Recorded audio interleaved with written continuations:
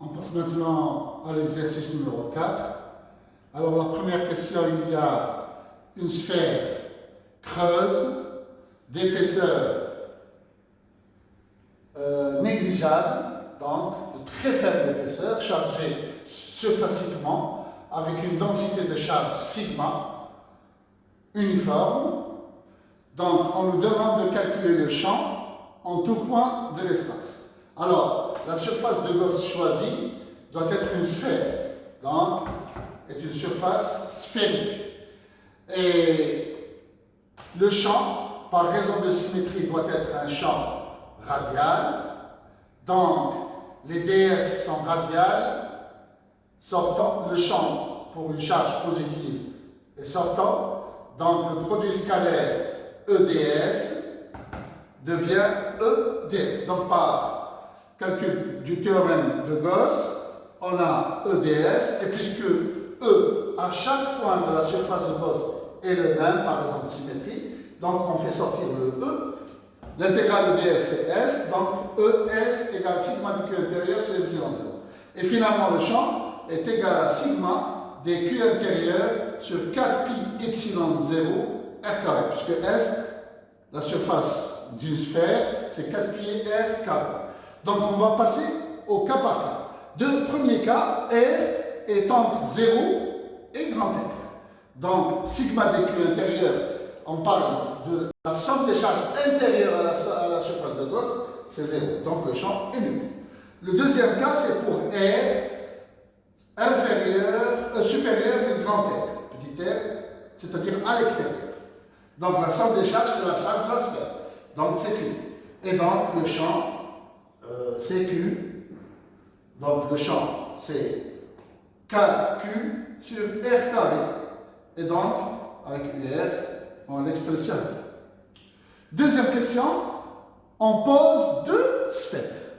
Donc, on passe maintenant à deux sphères. Une chargée avec une charge Q1, l'autre avec une charge Q2. Avec des densités de charge, on nous a donné sigma 1 égale à 4 sigma pour la première sphère. La deuxième sphère, sigma 2 est égal à moins sigma. Et donc, on nous demande de calculer la charge de chaque sphère. Donc, puisque sigma c'est Q sur S, donc Q est égal à sigma fois S. S c'est 4 pi R, le rayon de la sphère. Et donc, en remplacement, on trouvera Q1 égale à 16 pi R1 carré sur fois sigma. La même chose, S2, c'est 4 pi R carré et sigma moins 2. Donc Q2 est égal à moins. Alors, on remplace sigma 2 par moins sigma, c'est 4 pi R2 carré sigma. Or, R2 c'est 20 cm et R1 c'est 10 cm. Donc R2 c'est 2 fois R1, R2 carré c'est 4 fois R1 carré. Et donc Q2, on se retrouve avec la valeur moins 16 pi R1 carré sur fois sigma. D'où Q2, on remarque que Q2 c'est moins Q1. Troisièmement, on nous demande de déduire le champ dans toutes les régions, c'est-à-dire en chaque point de l'espace. On a deux régions spécifiques, nous l'avons dit, c'est la zone A et la zone C. Voilà. A, la somme des charges intérieures à la surface de Gauss qui fait une zone, on a 1, 2, 3. Donc 3 surfaces de Gauss possibles. Alors pour la première, la somme des charges est égale à 0. Donc le champ est nul. Pour la deuxième, B, alors la surface de Gauss, la somme des charges c'est Q1. Donc, d'après le théorème de B là, donc c'est Q1 sur 4 pi epsilon 0 R carré.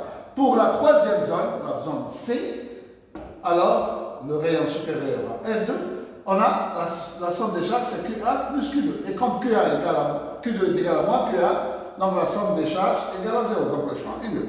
Donc le champ intérieur est nul, à l'extérieur est nul. On nous demande par la suite, en quatrième question, de trouver le potentiel en tout point, en l'expression du potentiel. Bon, là et là, en tout point. On voit A, OC, B dans toutes les zones. On a dV est égal à moins EDL. et donc égal à moins E fois dr.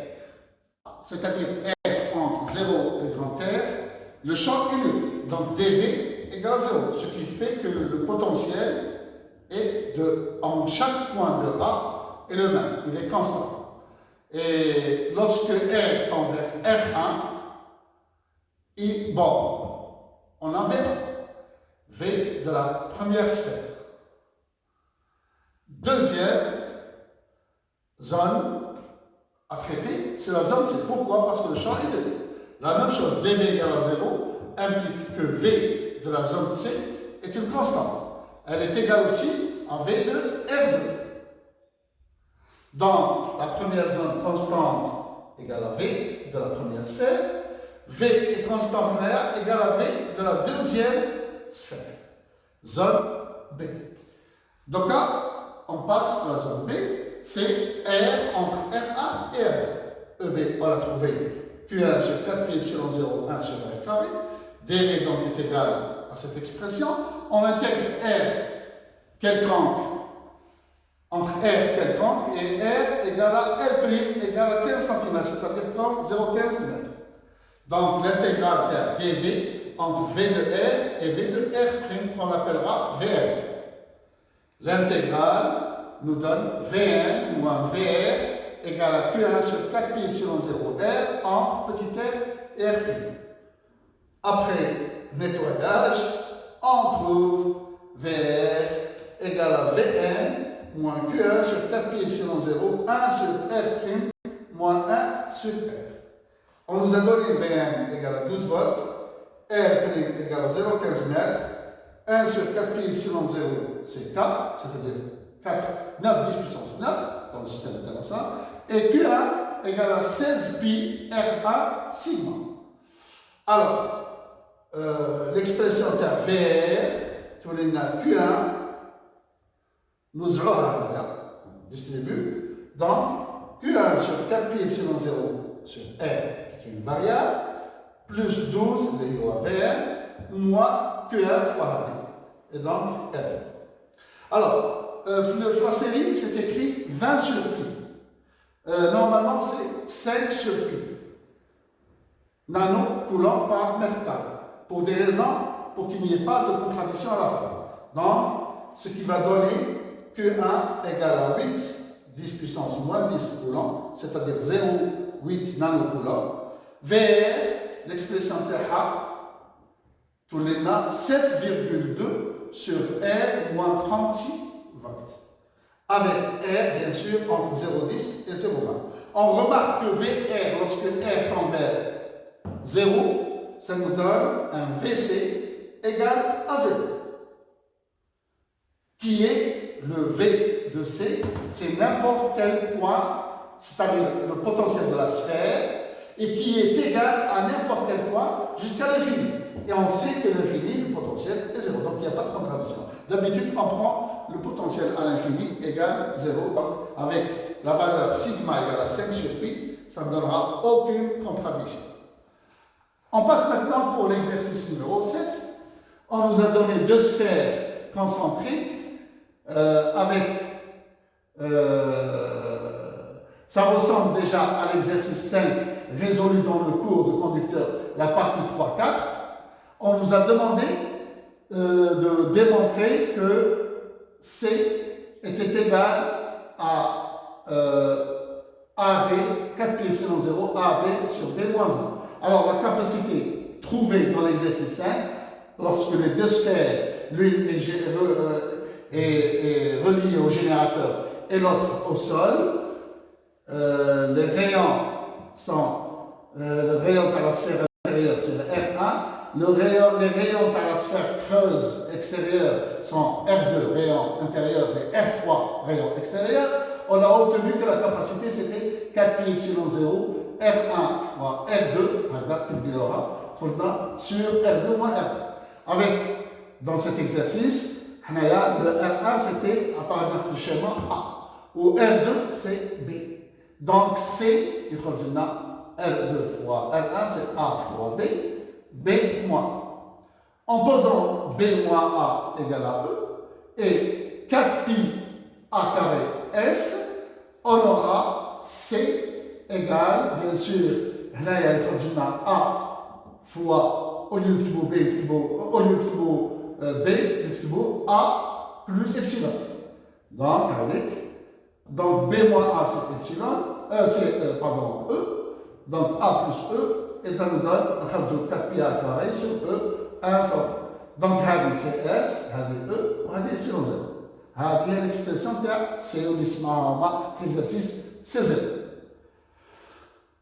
On a vu aussi qu'au cours du conducteur, dernière partie, que pour un condensateur plat, la capacité c'était epsilon 0 S sur E.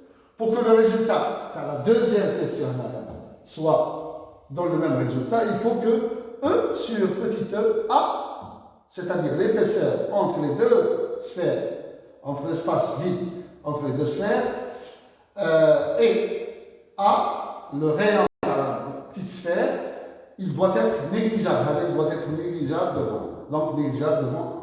On aura 1 plus E sur A qui tend vers 1. Et donc C donnera la même valeur que pour deux sphères très rapprochées. Donc il faut que les deux sphères soient très rapprochées pour que ça donne la même expression que pour un condensateur plat.